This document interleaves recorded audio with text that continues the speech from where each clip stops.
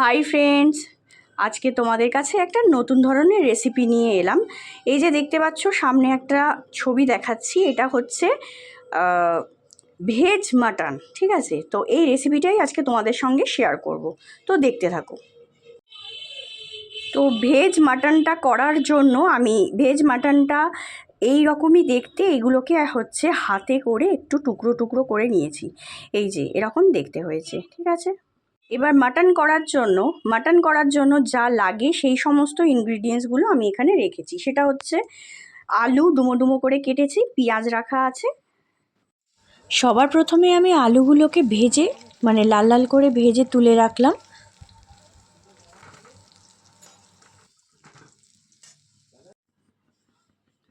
এবার কড়াইয়ে আমি তেল গরম করে তেজপাতা দিয়ে দিয়েছি। তেজপাতাটা দেওয়া হয়ে যাওয়ার পরে আমি কেটে রাখা পেঁয়াজগুলোকেও ছেড়ে দিলাম।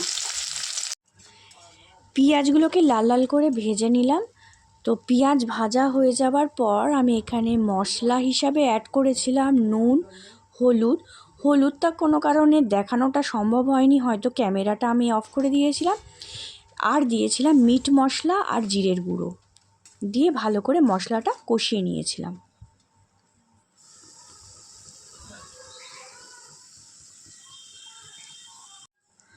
মশলাটাকে ভালো করে কষিয়ে নিলাম। তো কষানো হয়ে যাবার পরেই দেখতে পাচ্ছ যে মশলা থেকে কেমন তেল ছেড়েছে। এরপর ভেজে রাখা আলুগুলোকে দিয়ে আবার মশলাটা ভালো করে কষালাম। আলু দিয়ে মশলাটা ভালো করে কষিয়ে নেওয়ার পরেই জল ঢেলে দিলাম। যতক্ষণ না আলুটা সিদ্ধ হচ্ছে ততক্ষণ চাপা দিয়ে রাখবো, আর চাপা দেওয়ার ঠিক আগেই ভেজ মাটনটা ওর মধ্যে দিয়ে দিলাম। তো তারপরেই রেডি হয়ে যাবে আমাদের ভেজ মাটন কারি। তো রেডি আমার ভেজ মাটন। আমি একেবারে কলা পাতায় সুন্দর করে প্রেজেন্ট করে ফেলেছি তোমাদের সামনে। আর হ্যাঁ, জানিয়ে রাখি কলা পাতাটা কিন্তু আমাদের গাছে। তো বন্ধুরা, শেষ পর্যন্ত ভিডিওটা দেখো, শেষে কিন্তু একটা দারুণ টুইস্ট আছে। এক্ষুনি যেটা খাবারটা খেলে, ওটা কি খেলে বলো? কি খেলে? হ্যাঁ, মাংস? কিসের মাংস? খাসি? খাসি? খাসির মাংস? মুরগি? ওটা মুরগি?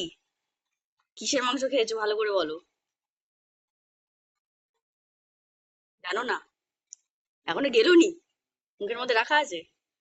ওটা কিসের মাংস?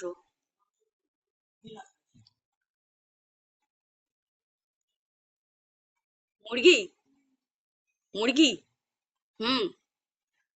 না। হ্যাঁ। মুরগি?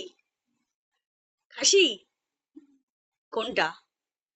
হ্যাঁ বলো, ঠিক আছে, হ্যাঁ বলো, হ্যাঁ। না আর হ্যাঁ বলবে। না।